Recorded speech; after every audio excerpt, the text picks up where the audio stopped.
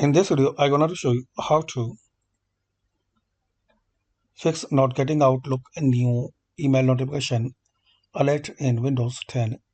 So friends, if you are facing the error to get a new notification for Outlook new email, so just click on Start, then Settings.